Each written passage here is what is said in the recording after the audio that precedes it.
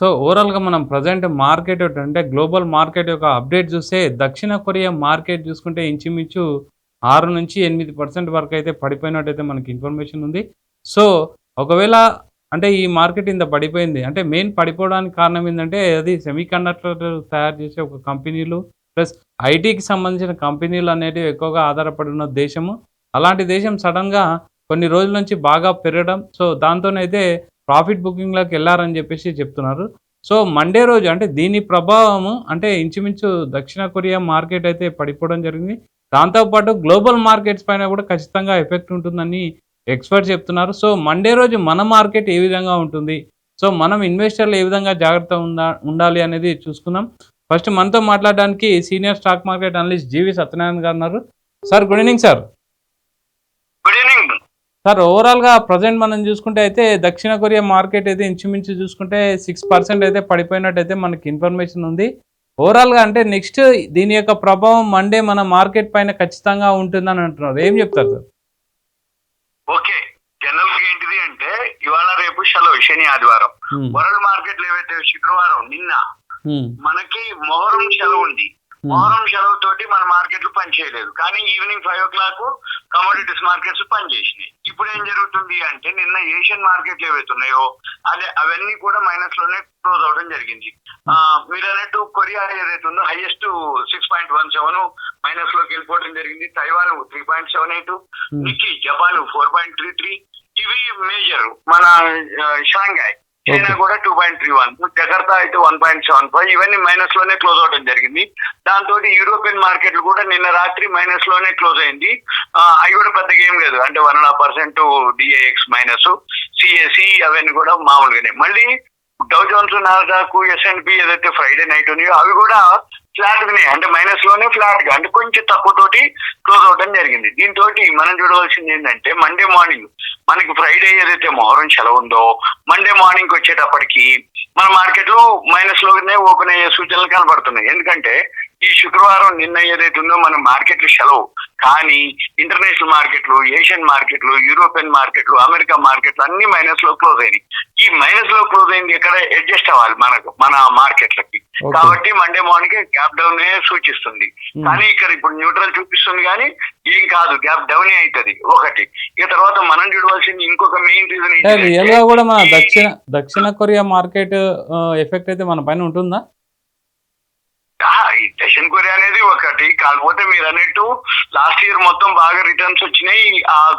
దక్షిణ Korea market మీదే returns బాగా రావడం జరిగింది. తైవాన్ ఒకటి బాగా రావడం జరిగింది లాస్ట్ ఇయర్. ఏదైతే 1 year నుంచి చూస్తే మనం 1.5 year నుంచి వరల్డ్ మార్కెట్లు పాజిటివ్ లోనే ఉన్నాయి, కానీ మన మార్కెట్లే మరీ ఈ ఎఫ్ఐఎల్ కంటిన్యూగా అమ్మటం తోటి 1.5 year అయింది. ఇప్పుడు ఓకే, మళ్ళీ కొంచెం వాళ్ళు న్యూట్రల్ కి రావడం జరిగింది, వాళ్ళు బయింగ్ లోకి రావడం జరిగింది. మనం చూడవలసింది ఏమిటి అంటే మళ్ళీ ఇప్పుడు ఇది ఒకటే కాదు, ఇప్పుడు హర్ముజ్ జర్సంది మళ్ళీ అక్కడ గొడవ జరుగుతుంది. ఏదైతే అమెరికా ఇరాన్ మళ్ళీ ప్రతీకార దాడులు జరుగుతున్నాయి, అక్కడ డ్రోన్లతో దాడి జరిగింది. అది ఒక ట్యాంకర్ కూడా వీళ్ళు క్షిపణి తాకినట్టుగా యూకే మిలిటరీ వాళ్ళు వెల్లడించడం జరిగింది. ఆ నౌకకి ఏదైతే ఉందో నష్టం వాటిల్లనప్పటికీ సిబ్బంది మాత్రం అంత సురక్షితంగా ఉన్నారని చెప్పడం జరిగింది. అయితే ఈ క్షిపణి మీద ఎవరు ప్రయోగించారనే స్పష్టత రాలేదు. అమెరికా ఇరాన్ శాంతి ఒప్పందంపై సంతకాలు చేయడం, హర్ముజ్ ఓపెన్ చేయడం, నౌకలు తిరిగి ప్రారంభించడం, మళ్ళీ ఇప్పుడు వాణిజ్య నౌకలు రన్ అవుతున్నాయి. ఇవేవైతే జరుగుతున్నాయో మళ్ళీ కాల్పుల విరమణ ఒప్పందాన్ని ఉల్లంఘిస్తూ అమెరికా ఇరాన్లు దాడులు మొదలుపెట్టాయి. మరి ఇది ఎలా ఉంటది అనేది మళ్ళీ రేపు ఉదయానికి, సోమవారం ఉదయానికి తెలుస్తుంది. దాన్ని బట్టి మన మార్కెట్లు మనం చూడవలసింది ఏమిటి అంటే మన మార్కెట్లు పాజిటివ్, నెగిటివ్, న్యూట్రల్ అని చూడాలి అంటే ఇంటర్నేషనల్ మార్కెట్లు ఒకటి. ఇప్పుడు ఇంటర్నేషనల్ మార్కెట్లు అన్ని మైనస్ లో క్లోజ్ అయినాయి కాబట్టి మన మార్కెట్లు మైనస్ లోనే ఓపెన్ అయ్యే అవకాశాలు ఉన్నాయి ఒకటి.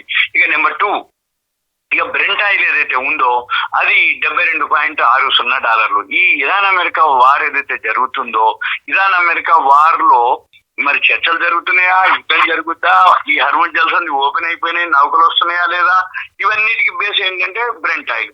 ఈ బ్రెంట్ ఆయిల్ ఏదైతే ఉందో ఇప్పుడు $72.60. అయితే యుద్ధం స్టార్ట్ కాకముందు ఫిబ్రవరి 28 ఏదైతే యుద్ధం మొదలైందో ఇరాన్ అమెరికా, అంతకు ముందు $65, 64, 65, 63 ఆ డాలర్ల దగ్గర ట్రేడ్ అవుతుంది. $65కి 72.6 అంటే $7-8 ఎక్కువతోటి ట్రేడ్ అవుతుంది. అంటే ఆల్మోస్ట్ ఆల్ అప్పటి ధరలకి దగ్గరలోకి వచ్చినట్టు. అందుకని మనం చూసేది ఏంటి, ఇరాన్ అమెరికా చర్చలు ఉండకపోని జరగని, యుద్ధం జరగకపోని మనము బ్రెంట్ ఆయిల్ కనుక తగ్గుతున్నంత వరకు అక్కడ సుహృద్భావ వాతావరణం ఏర్పడేట్టు. ఒకవేళ ఈ బ్రెంట్ ఆయిల్ కనుక ఇప్పుడు 72.60 ఉంది, 4% వరకు పడింది నిన్న, అంటే ఇది పాజిటివ్ మార్కెట్లకి. కానీ ఈ మార్కెట్ పాజిటివ్ ఎంతవరకు తీసుకుంటాయి, ఎప్పుడు తీసుకుంటాయి అనేది మళ్ళీ లైవ్ లో ఇంటర్నేషనల్ మార్కెట్ బట్టి మన మార్కెట్లు ఫాలో అవుతాయి. ఇకపోతే మండే మార్నింగ్ తెల్లవారుజామున 4:30కి ఈ ఓపెన్ మార్కెట్ అయితే ఇవాళ రేపు మార్కెట్లు సెలవు కాబట్టి సోమవారం తెల్లవారుజామున అంటే మన ఇండియన్ టైమింగ్స్ ప్రకారం ఇంటర్నేషనల్ మార్కెట్లు ఓపెన్ అవుతాయి కాబట్టి ఈ ఓపెన్ అయ్యే ఇంటర్నేషనల్ మార్కెట్లు 4:30కి చూసుకొని రేపు అంటే మండే మార్నింగ్ మనకి 7 గంటలకి సింగపూర్ ఉంటుంది గిఫ్ట్ నిఫ్టీ అని. మనది ఆ గిఫ్ట్ నిఫ్టీ ఏదైతే ఉందో అది పాజిటివా నెగిటివా న్యూట్రల్ చూడాలి. ఈ పాజిటివ్ నెగిటివ్ న్యూట్రల్ తోటి మన మార్కెట్ లో గ్యాప్ అప్ప న్యూట్రల్ మైనస్ అనేది అప్పుడు తెలుస్తుంది ఒకటి. ఇక రెండోది ఏంటి, గోల్డ్ సిల్వర్ $4,000 వస్తుందని చెప్పేసి మల్టీనేషనల్ కంపెనీ ఒక ఆర్గనైజేషన్ అనౌన్స్ చేయడం జరిగింది ఒక 1 వీక్ బ్యాక్. అది $4,000 టచ్ చేసింది. ఇప్పుడు మొన్న మళ్ళీ ఇప్పుడు నిన్న ఇవాళ కలిపి మళ్ళీ ఒక $100 పెరిగింది. ఇప్పుడు $4,096.30 లో ఉంది ఏది గోల్డ్. సిల్వర్ వచ్చి 59.2. అంటే గోల్డ్ సిల్వర్ పాజిటివ్ లోనే ఉన్నాయి. ఇవి పెరిగే అవకాశాలు కనబడుతున్నాయి. ఎందుకు పెరుగుతాయి అని అంటే ఈ మంత్ ఎక్స్పైరీ ఉంది కదా నెక్స్ట్. ఇప్పుడు ఇవాళ రేపు శని ఆదివారం సెలవు 27వ తారీఖు 28వ తారీఖు. అయితే ఇప్పుడు 1వ తారీఖు నుంచి మళ్ళీ న్యూ కొత్త అన్నమాట. అంటే ఏంటిది, ఏదైతే ఈ కమోడిటీస్ లో ఫ్యూచర్స్ అండ్ ఆప్షన్స్ ఏవైతే ఉన్నాయో ఎక్స్పైరీ మంత్ ఇప్పుడు ఒక 2 రోజులు, ఆ 2 రోజులు అయిపోయిందా అంటే మళ్ళీ ఫస్ట్ వీక్ నుంచి పెరగడం మొదలు పెడుతుంది. ఈ నెలంతా కూడా గోల్డ్ సిల్వర్ ఫాల్ అయింది కాబట్టి ఇప్పుడు కొనుక్కునే టైం ఎవరైతే గోల్డ్ కానీ సిల్వర్ కానీ అబ్జర్వ్ చేస్తారో అది పెరుగుతుంది. ఇప్పుడు ఈ సెంటిమెంట్ కూడా అంటే మండే పౌర్ణమి ఓకే సెంటిమెంట్ కూడా చూసినా ఓకే పాజిటివ్ లోనే ఉంటుంది, పెరిగే అవకాశాలు ఉన్నాయి. ఏవి గోల్డ్ సిల్వర్. బ్రెంట్ ఆయిల్ కనుక ఎంత తగ్గితే మనకి ఎకానమీ స్ట్రాంగ్ అవుతుంది, మన రూపాయి ఏదైతే బలోపేతం అవుతుంది.